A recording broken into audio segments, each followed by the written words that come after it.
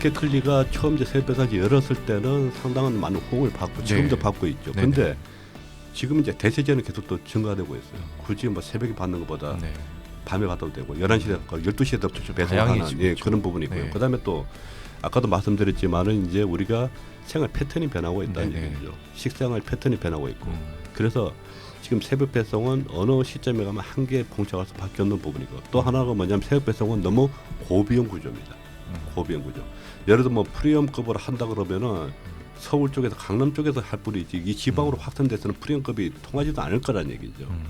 그래서 지금 성장이 지금은 이제 우리가 원래 뭐 8천억이지만 이것이 어느 시점에 가면 멈출 가능성이 많고 그 다음에 또 소비자가 또 대체제를 찾을 거라죠. 굳이 새벽에 안 하더라도 야간 배송으로도 다 되는 그런 측면이 있습니다. 그 다음에 또 지금 또 문제가 될 수 있는 게 뭐냐면은 이제 새벽 배송에서 가장 핵심적인 부분은 뭐냐면 폐기물도 있지만은 이제 종사자들의 어떤 근로 여건입니다.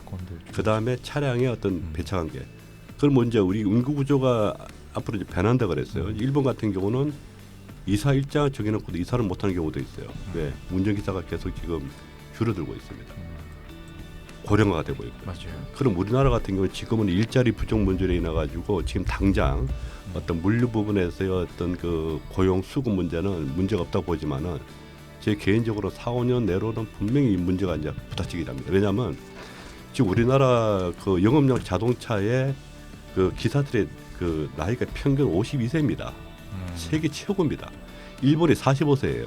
45세인데도 인력을 못 구합니다. 못 구해요. 그리고 용달차 같은 게 60세가 넘었습니다. 우리나라 평균 그 연령이요. 그건 이거는 제 얘기가 아니고 코티에서 발표한 자료에 다 나와 있습니다.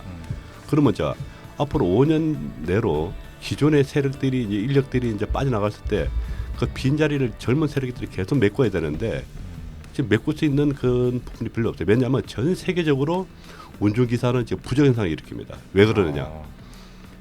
지금 차량 트럭 기사에 대한 어떤 사회적 인식이 우리나라뿐만 아니고 전 세계적으로 별로 좋지 않게 가요. 그러면 이런 인력 수급이 지금 일반 그 화물 자동차에서도 인력 그 부족 문제가 약간씩 좀 나타나고 있어요. 나타나고 있는데 이게 택배라든지 새벽 배송에도 앞으로 이제 한 4-5년 되면은 분명히 나타나고. 그러면은 이 시스템 자체가 더 고비용으로 갈 수밖에 없는 그 조건이 될 수 있다. 이런 이제 측면에서 이 새벽 배송은 지금은 이제 어떻게 보면은 뭐 롯데라든지 그 다음에 STG라든지 쿠팡도 뭐 로켓프레시라고 그 트위터 진입하고 있지만은 이런 기업들은 하나의 미끼 상품으로 그 접근하는 것이고 고객을 붙잡기 위한 부분이지 여기서 수익을 얻고자 하는 건 아니에요. 근데 마켓클리어는 여기에 올인하고 있어요. 나름대로 뭐 주간 배송도 하겠다고 그러고 또 새로운 어떤 그 품목 카테고리를 집어넣겠다 하지만은 결국은 이제 새벽 배송에 올인하고 있는 이런 측면에서는 앞으로 이런 그 새벽 배송에 대한 어떤 비즈니스 모델 자체는 상당히 이제 한계성을 이제 표출하지 않겠느냐 그런 이제 개인적인 의견입니다. 뭐 저는 개인적으로 마켓컬리에 대해서 매우 긍정적인 평가를 하고 있는데 왜 그렇게 생각하는지를 좀 저의 의견을 말씀드리도록 하겠습니다. 마켓컬리가 지향하는 회사가 어디일까? 겨냥점, 어떤 포커싱이죠. 그러니까 마켓컬리 회사는 과연 어떤 회사인가? 마켓컬리는 무엇을 목적으로 하고 어떤 비즈니스를 하기를 원하는가라고 생각할 때, 뭐 마켓컬리가 저한테 그렇게 표현한 적은 전혀 없습니다만, 제가 마음속으로 생각할 때는 아마존을 지향하고 있다 이런 마음이 제 생각이 들어요. 그걸 바꿔서 말하면.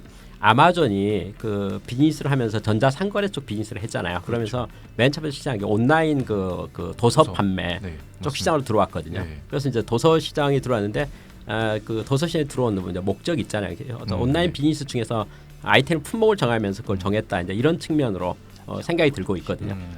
마찬가지로 저는 마켓컬리가 이제 어떻게 생각하냐면 타겟 고객을 생각하면서 어떤 쪽에 파격할까 할 때 예를 들면 자녀가 있는 전문직 가정주부들을 위한 애로사항을 도와주는 측면에서 신선 제품의 어떤 새벽 배송에 대한 어떤 카테고리를 잡아서 시작했다라고 보여주고 있거든요.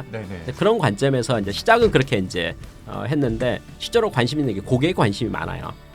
그래서 예를 든다면요. 예를 들면 아까 전문직 가정주부 를 위해서 서비스를 하려고 생각하니까 맨 처음 시작은 당연히 신선식품에 대한 새벽 배송으로부터 시작했지만 그다음에 시간이 지나가면서 당연히 그 이유식에 대한 것도 있을 수가 있잖아요. 네. 또 아기의 애를 데리고 있으니까 기저귀에 대한 것도 있을 수가 있는 거고. 네. 그다음에 여러 가지 생활용품도 있을 수가 있는 거죠. 네, 맞아요. 최근에 우리 2019년에 예를 들어 애완동물들 있잖아요. 네. 뭐 집에 개나 고양이도 키우니까 거기에 대한 어떤 사료 같은 것도 될 정도로. 그러니까 지금 이제 제 말하는 것은 뭘 100% 공감을 하는 거냐면 아까 신선식품의 새벽 시장, 새벽 배송에 대한 네. 어떤 전망 어떻게 볼 것인가. 그것은 아까 말한 시장 자체가 포화가 돼 있고 그러니까 마켓 관리가 거기에 갇혀 있다면은 지금 말씀하신 대로 미래가 걱정이 될 것 같은데 마켓 관리가 비즈니스를 하는 어떤 타겟이 한국의 아마존이 되고 싶다 예를 든다면 그런 어떤 생각을 가지고 그것에 그러면 첫 시작을 뭐로 할 것인가 하면 아마존 회사가 그 도서 온라인 판매 시장으로부터 시작했다는 거와 똑같은 모양으로